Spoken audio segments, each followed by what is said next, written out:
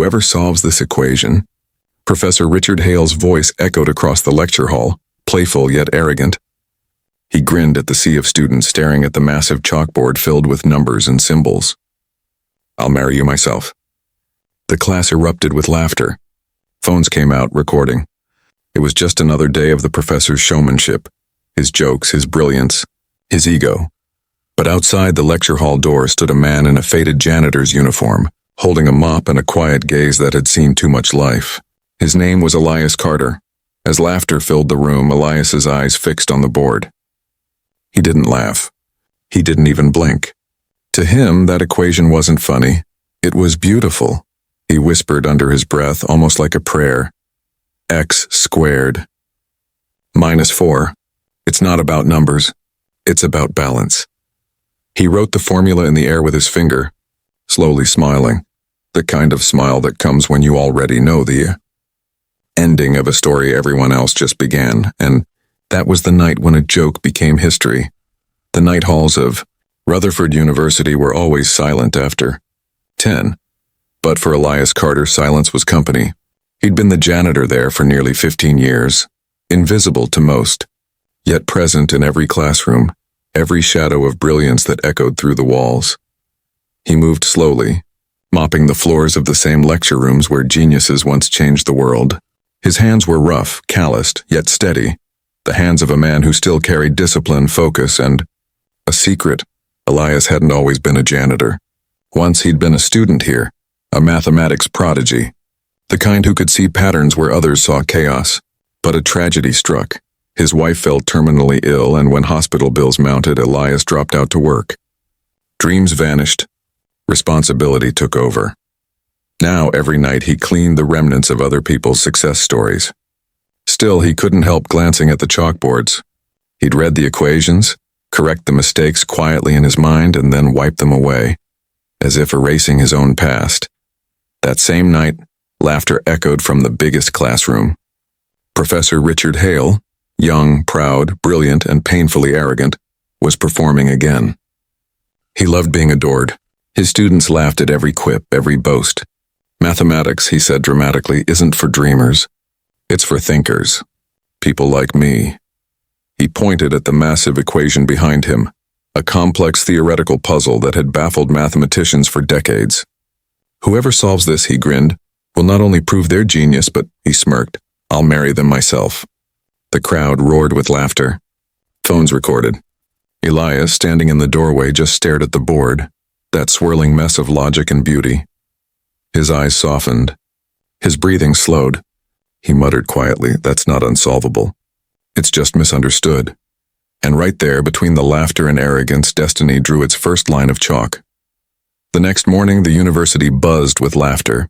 Clips of Professor Hale's "I'll marry whoever solves this" were already trending among students. To them, it was a joke, an academic stunt, a moment of arrogance wrapped in charm. But for Elias Carter, it wasn't funny. That equation wasn't a riddle. It was a forgotten melody, one he used to play fluently before life forced him to put down the chalk. All day, as he swept the corridors and polished the lecture podiums, the formula haunted him. It wasn't just numbers. It was unfinished music. That evening, when the halls emptied and the lights dimmed, Elias did something he hadn't done in years. He walked into Professor Hale's classroom, the same room where the joke had been born. The board was still covered with the massive equation, now half erased. He stood before it, staring. Minutes turned into hours. His mop leaned against the wall, forgotten. With trembling fingers, he picked up a piece of chalk, and then he began. The chalk danced across the blackboard. Lines, curves, patterns, not random but rhythmic. Like a man remembering an old language, each symbol found its place with quiet authority. He worked silently, methodically, the way an artist paints not for applause but for peace. By dawn, the board was full, a masterpiece of logic and insight. At the center, circled in quiet triumph, was the final answer. Elias stepped back, exhausted, tears quietly streaming down his face. He hadn't just solved an equation. He had solved a part of himself, but fate wasn't done watching. The next morning, Professor Hale entered the class, coffee in hand, half awake, and froze. His jaw clenched. His ego did not understand what his eyes saw. The equation solved. Every step flawless, elegant, students murmured. Cameras flashed. Who did this? Hale demanded. Which one of you thinks you're smarter than your professor? No one spoke, until a soft voice from the back of the hall said, Sir, I was just cleaning. Every head turned. Elias stood there in his faded uniform, holding his mop like a soldier holding a flag. His voice didn't tremble. You said whoever solves it would earn your respect. And your hand. The laughter that followed wasn't cruel this time. It was stunned. Students looked from the janitor to the equation, realizing what had just happened. Professor Hale's face went pale. His pride couldn't process it. You? He hissed. You expect me to believe you did this? Elias didn't reply. He just turned, quietly erasing the board again, one line at a time, like a man who had nothing to prove. But the students had recorded everything.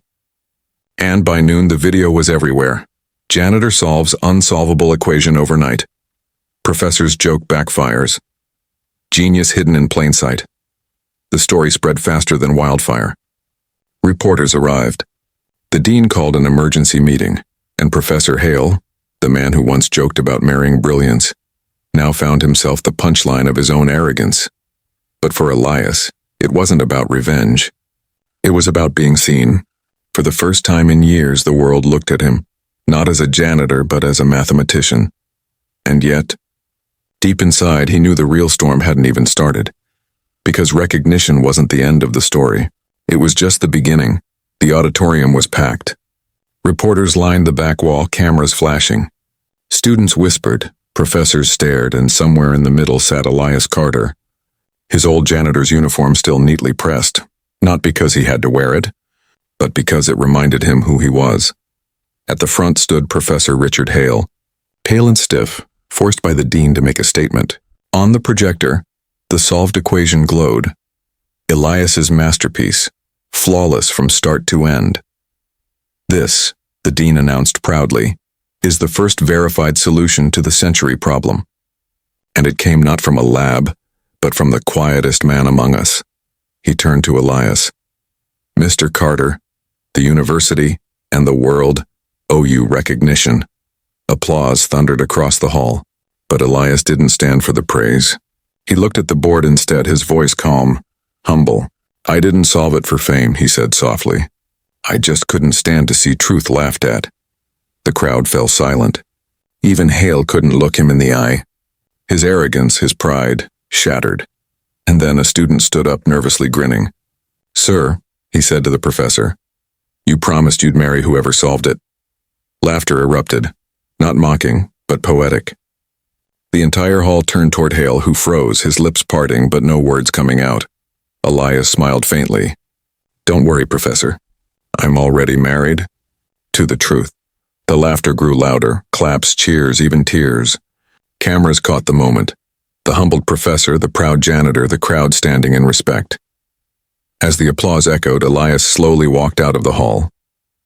He didn't stay for the interviews, the headlines, or the offers from universities. He just stepped into the sunlight.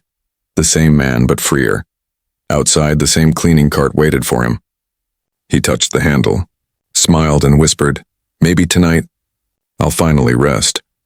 Behind him, a banner was hung over the university's gate. Elias Carter Lecture Hall, dedicated to the man who solved the impossible. The joke that started it all had rewritten history. Weeks passed.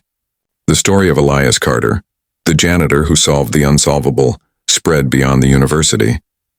Documentaries, news outlets, even global conferences spoke his name with awe. But when journalists tried to find him for interviews, they found no office, no mansion, only the same small apartment, the same quiet man, now at peace. He still worked at the university, by choice. Not as a janitor anymore, but as a mentor. Students who once passed him without notice now came to sit beside him, asking for guidance. And every time Elias said the same thing, don't chase brilliance, chase understanding. Professor Hale, on the other hand, resigned quietly. He disappeared from the university's walls, not in shame, but in reflection. One morning he came back, not with cameras, not with pride, but with an apology. He found Elias in the hallway, polishing the floors. "I used to think knowledge gave me power," Hale whispered, voice trembling. Elias looked up, smiled gently, and said, "Knowledge gives you humility. Power only blinds." They stood there for a long moment, no audience, no applause. Just two men who finally understood the same equation, the value of humanity. Months later, the university inaugurated the Elias Carter Scholarship for Hidden Minds, for students who worked, struggled, or were overlooked. The ceremony was quiet, but when Elias stepped up to speak, the crowd leaned in. He said softly, "Sometimes life erases your dreams, but it can never erase your gift. The world may forget your name, but not your light. So never stop believing, even if no one's watching." Tears fell. Students rose to their feet. And as he stepped off the stage, the same mop, the one that once symbolized his burden, was placed behind glass in the campus museum, beside his chalkboard equation. A janitor had changed history. Not with anger, not with pride, but with quiet brilliance. And somewhere, under that same banner, dedicated to the man who solved the impossible, the world finally learned a simple truth. Genius has no uniform.